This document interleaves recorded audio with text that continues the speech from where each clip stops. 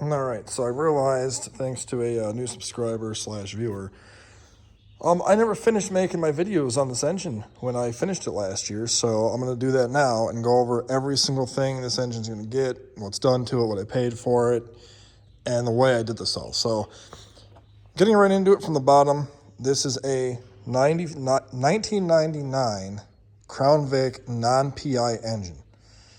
Only had like 116,000 miles on it. I got it for $200 for the complete engine. I sold a bunch of parts off of it, made back my money and then some. Bottom end was in nice shape. So what I ended up doing is buying the Ford Performance oil pump and pickup tube, which is deeper than the stock non-PI one. So I had to end up getting a new oil pan, which you can obviously see there is an oil pan. I elected not to paint the block, mostly because at the time, didn't really think about it. I probably will now just because it looks like crap, but so I did that, and then I used the non-PI timing cover for several reasons. Reason number one, it had a much newer belt tensioner on it. Number two, I had gotten these underdrive pulleys for I think like $10 for the set.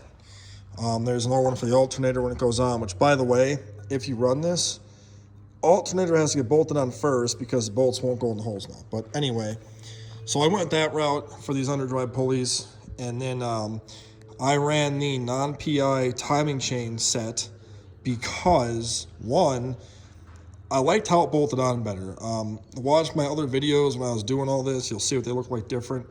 The chain guides were much stronger. They had the aluminum big brackets underneath them, and I just liked it overall better. So I ran the cast iron tensioners on here, new chains, guides, all that stuff like that. New gasket, obviously. And then the cylinder heads, these are PI heads off a 2011 Crown Vic engine. I have a lot of money in them. I went and had them fully machined, valve job, resurfaced all that stuff. Did ported and polished the heads. I have stage 4 comp cams in here. I have new roller followers and lash adjusters, all that stuff. What else did I do to these things? I believe that's all I did into the heads.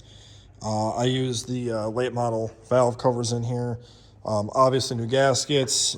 I couldn't find bolts. I'd like to find new bolts because these ones are the old rusty ones. I don't like those at all. I ran shorty headers. Here's why. You're not going to see much power out of these versus long tubes. I got a brand new set of headers, all the hardware, and a mid-pipe, all the hardware, $300 brand new in the box. I bought it secondhand.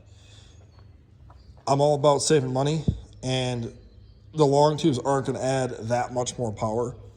But I saved, those are $700 headers brand new, plus a mid-pipe's like $700.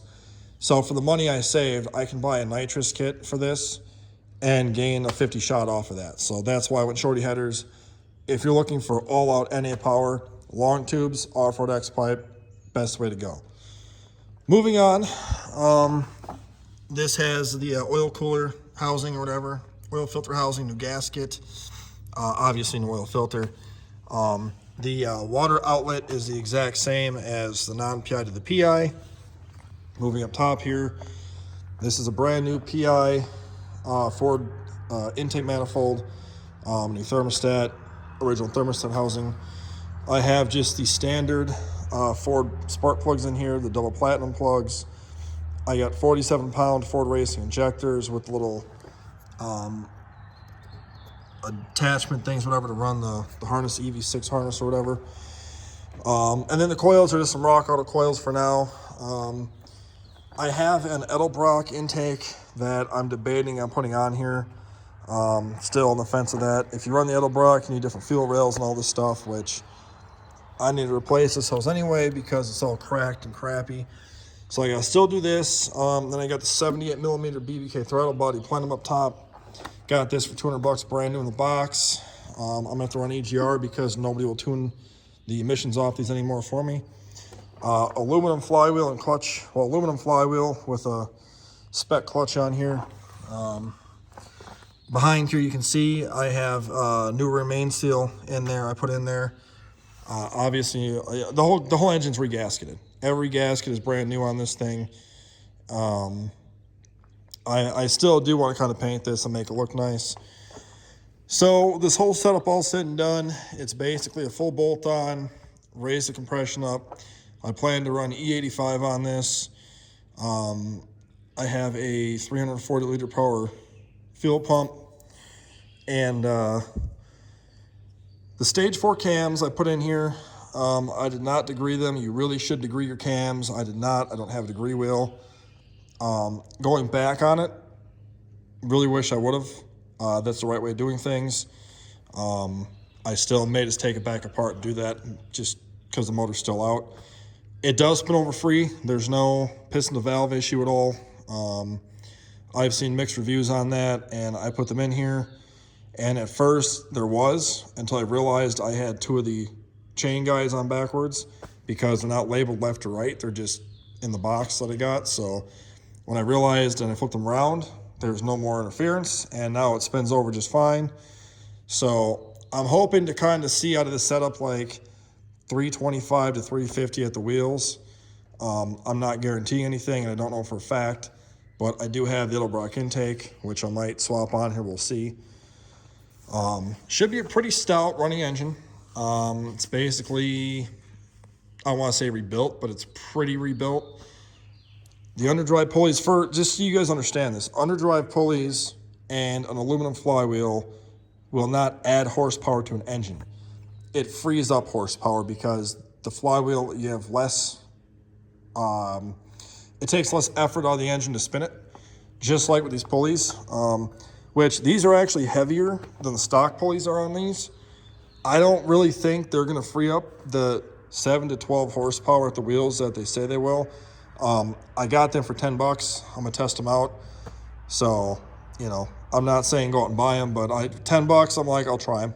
You know, who knows?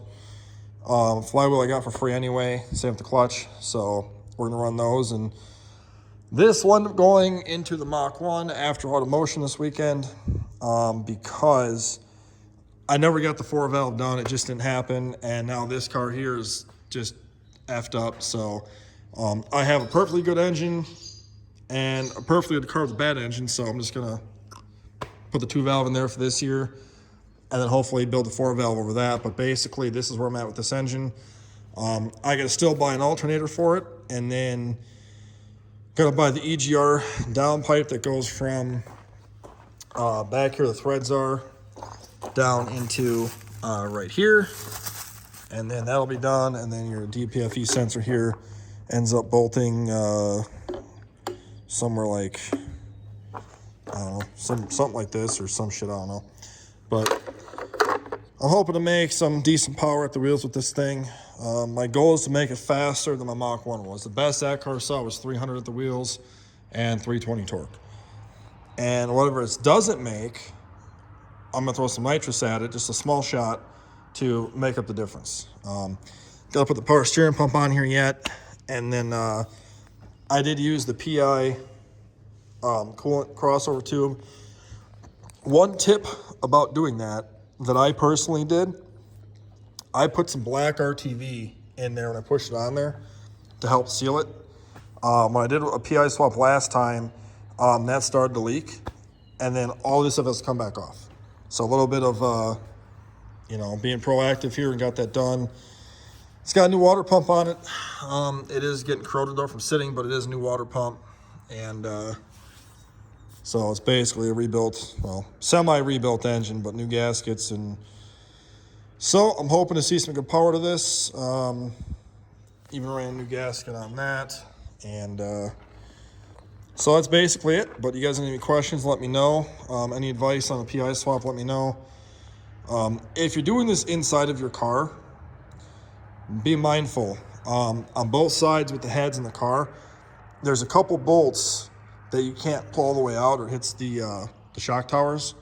So you gotta pull the heads off with the bolts in the head and kind of finesse it out. Can become a pain in the ass, but overall not too bad. So hope this helps somebody out, and let me know if you need anything else. Thanks for watching. Talk to you later.